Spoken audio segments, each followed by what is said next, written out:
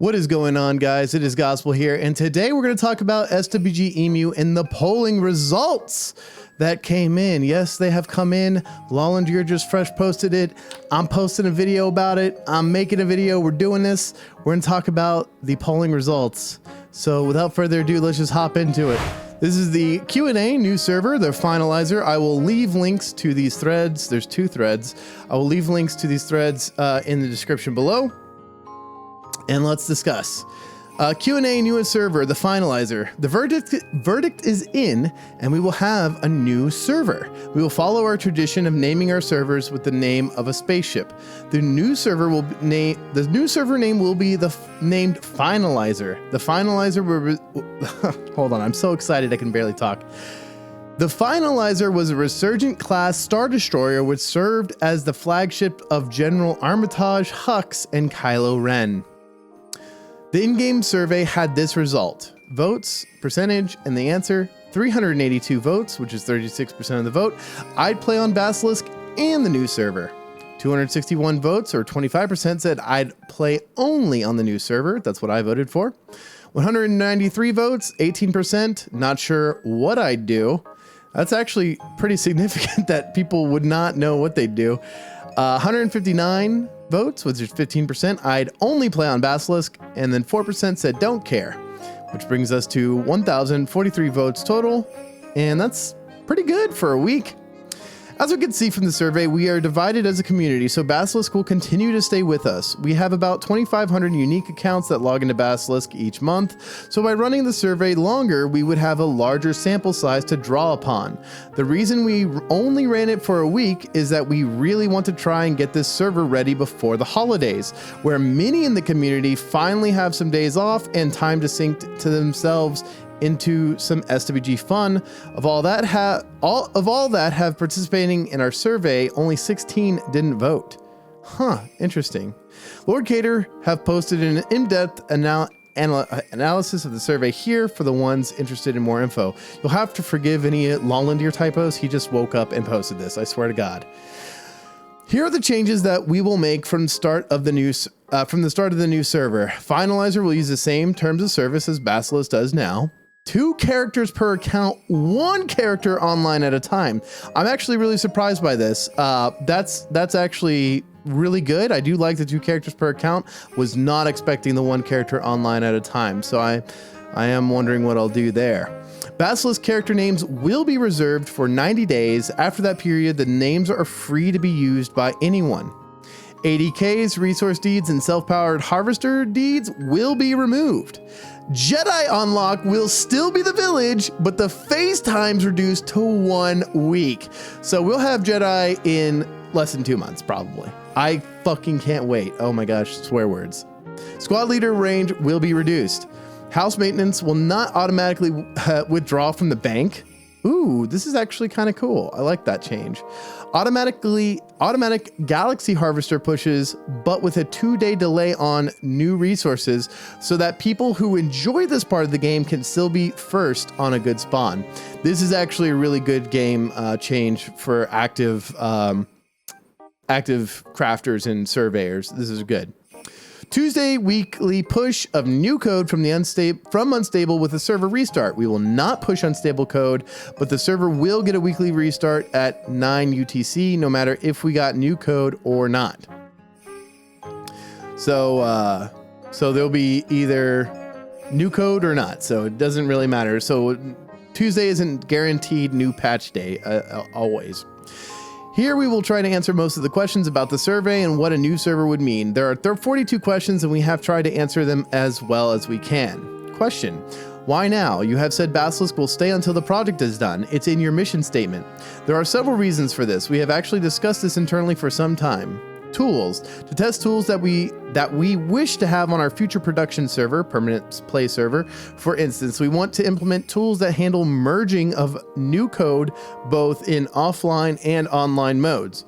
Our backend code has changed a lot in the last few years. Code merges historically took several hours, and we needed a weekend to do it. With backend changes that have been implemented, you may have noticed that we are typically back online in less than 1 hour.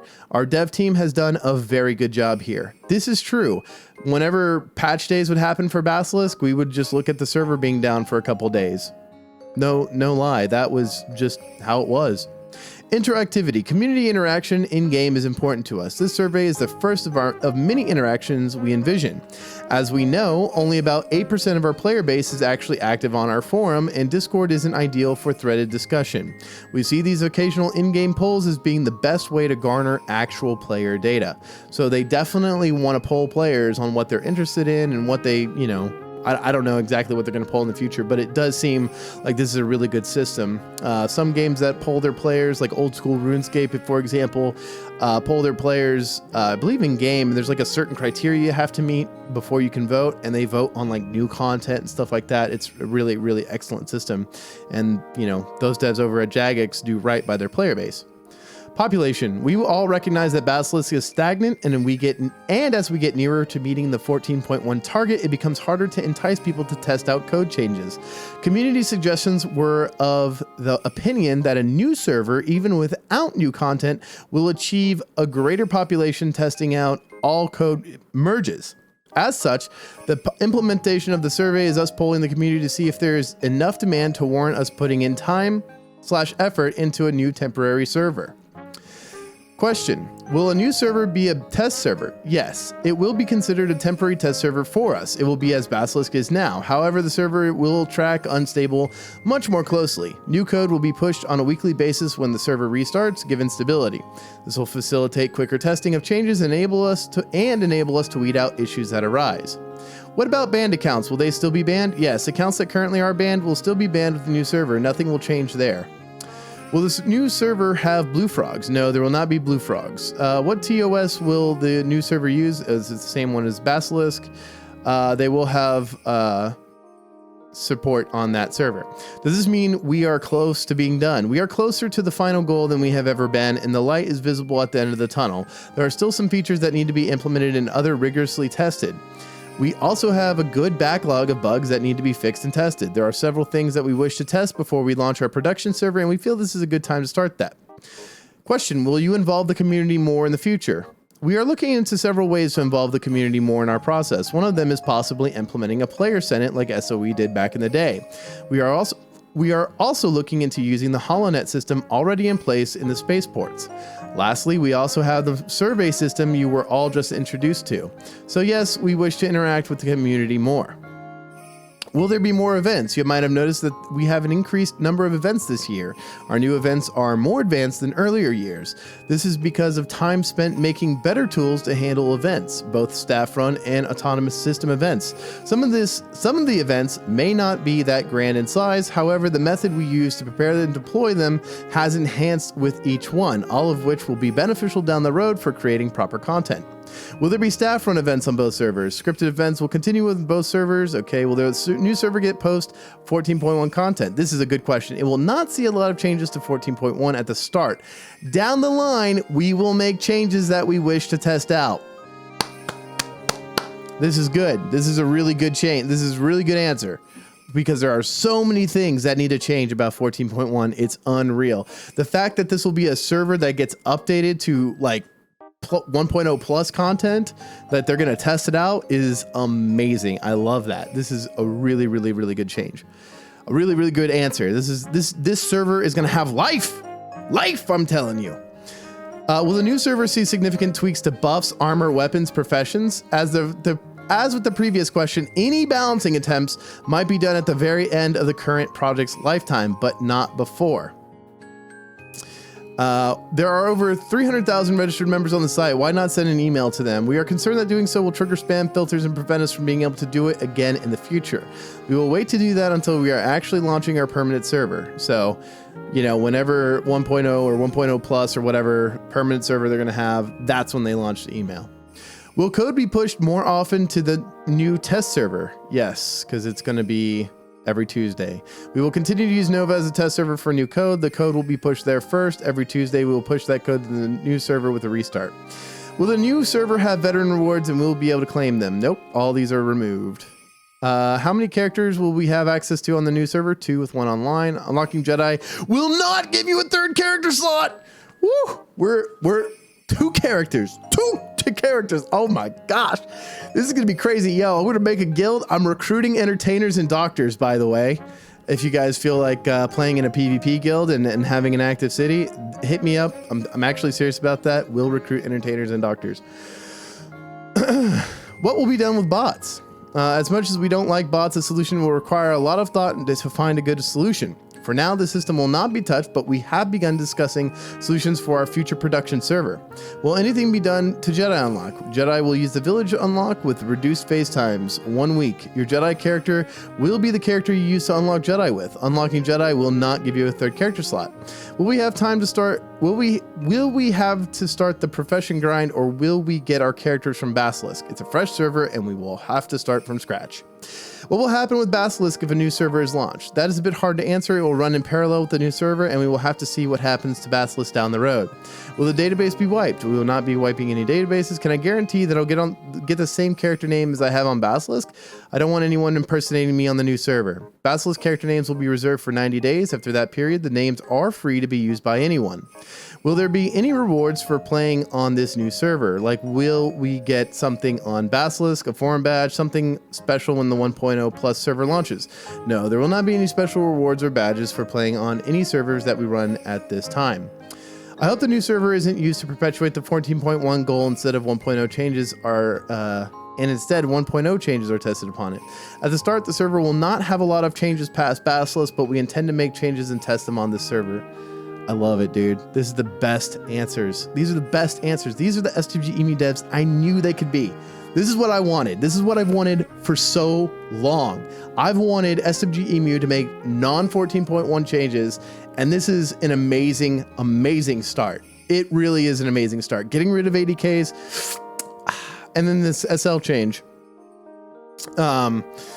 We will see frequent wipes, let's say every 2 years and not in 9 years as Basilisk. No, we don't plan to wipe this server regularly. It's a test server, so you never know what happens when we start to make changes. When we reach the 1.0 milestone and are ready to post our new production server, both Basilisk and Finalizer will be taken down. So Finalizer is another server that will be wiped. This is not a 1.0 server.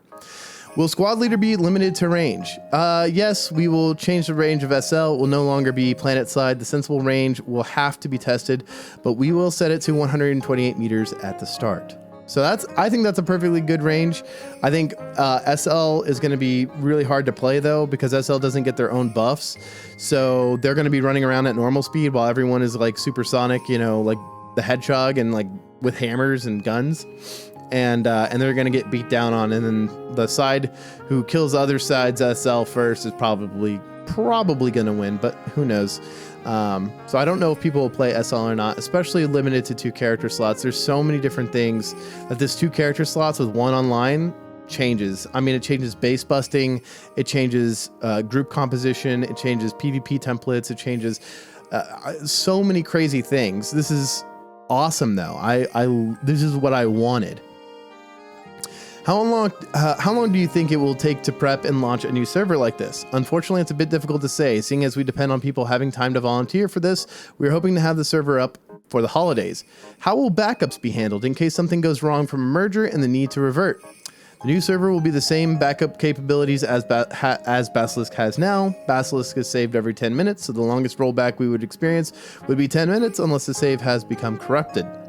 If the server is successful, what are your priorities for it and next steps? Looking at the in-game poll and on the forum poll, we expect the server to be successful, meaning people will log into it and play. Our first priority will be to make the changes we want to at start and tweak them.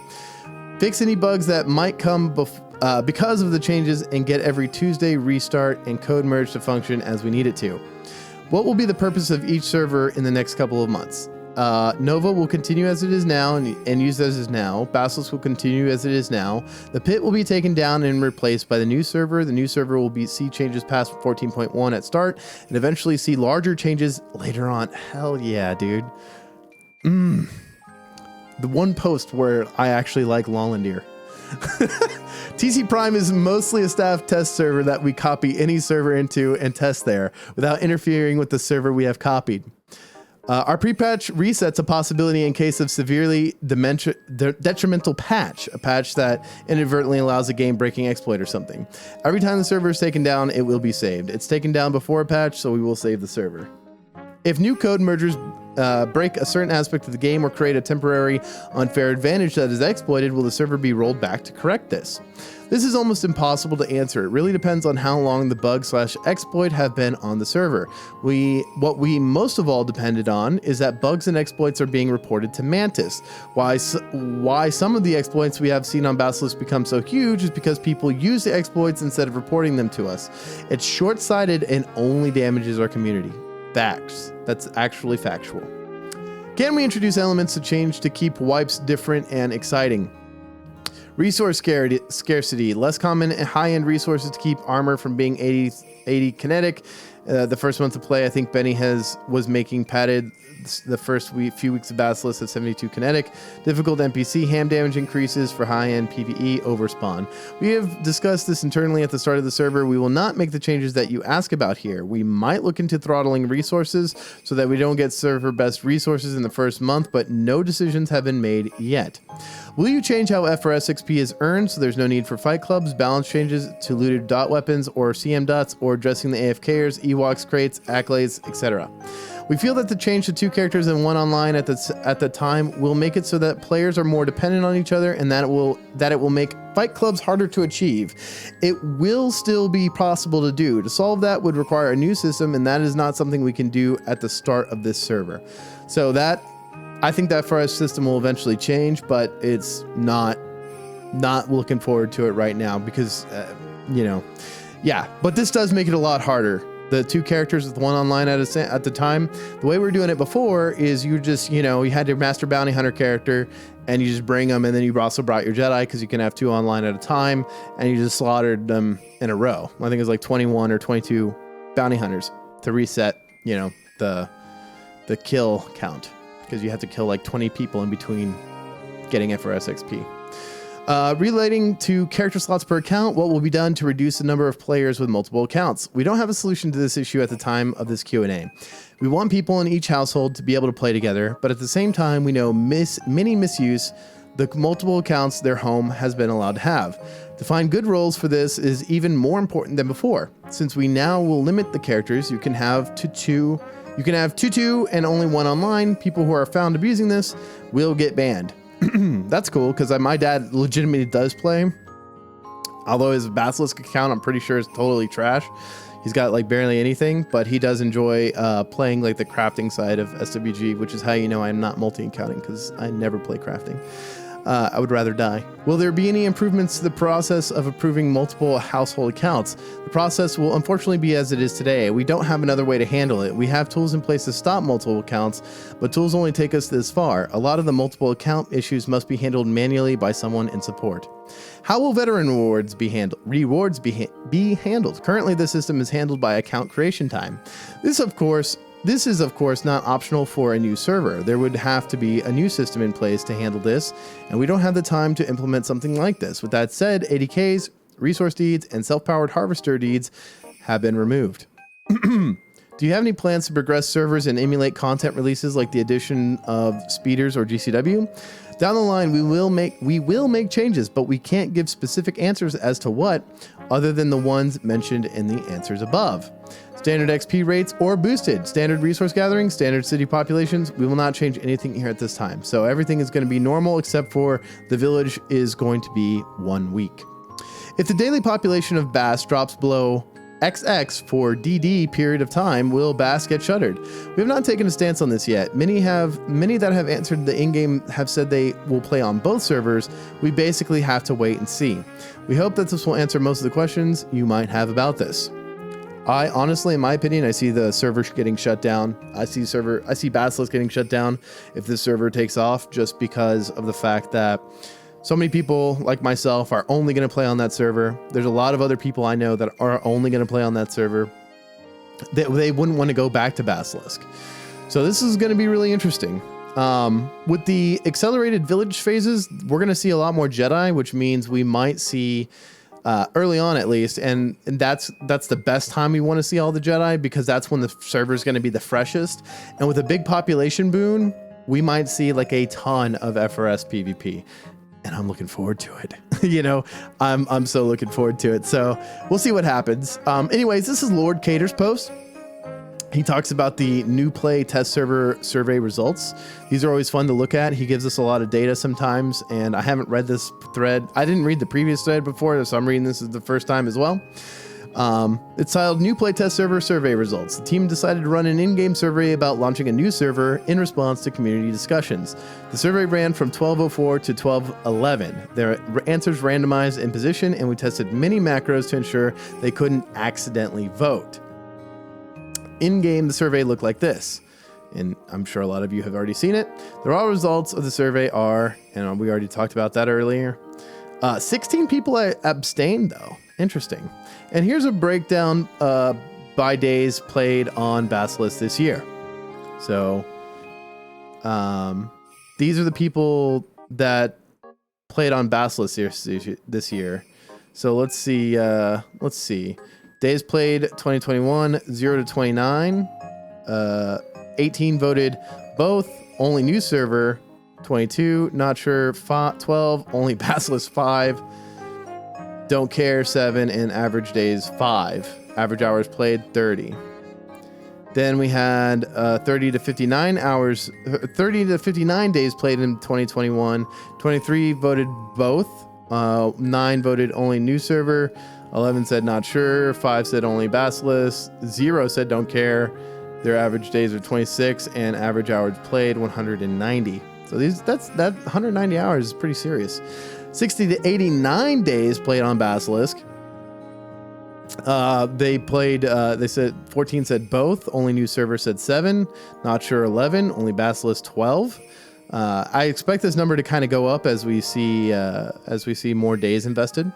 Don't care 2. Average days 61. Average amount of hours played 723. This is the kind of data I was actually looking for. Is the amount of time that they've invested into the game. Because 90 to 119 days. 12 said both. 9 said only new server. 5 said not sure. Only Basilisk said 2. Don't care 3. Average 89 days. Average hours 844. Not too many more hours than the 723. 120 to 49. I'm only gonna hit only Basilisk, only new server, and both. So from 120 to 149, both was 9. Only new server was 7. Only Basilisk was 5. 150 to 179, 11 for both. 2 for only new server, and then 8 for only Basilisk. 180 to 209, 12 for both. 7 for only new server, and then 3 for only Basilisk. And then, wow, this is pure AIDS. Anyways, I'm not gonna keep reading the rest of it. Here, let's see. We got a thing we can look at, a graph. New in-game survey. I'd play on Basilisk and the new server. So this is how it turned out, I guess, by day. I assume this is time, and then it just kind of kept going up. And then don't care is down here. I'd only play on Basilisk because here. Oh, this is interesting graph. And then here are the votes per day. So initially there was like 300 votes in like the first day almost. And then it dropped down, and then dropped down, then dropped down, and then dropped down. Wow, that's pretty big. An area chart. And then most of them were, I'd play Basilisk in the new server. I'd only play on the new server. And for the holidays, everyone loves pie. Great colors, Lord Cater, dude. I don't know if you could, red and green are, obviously Christmas colors. White's a Christmas color, I guess you could say, because of snow. Don't know where the yellow and the orange come from, but hey, whatever. It's cool. That's pretty good.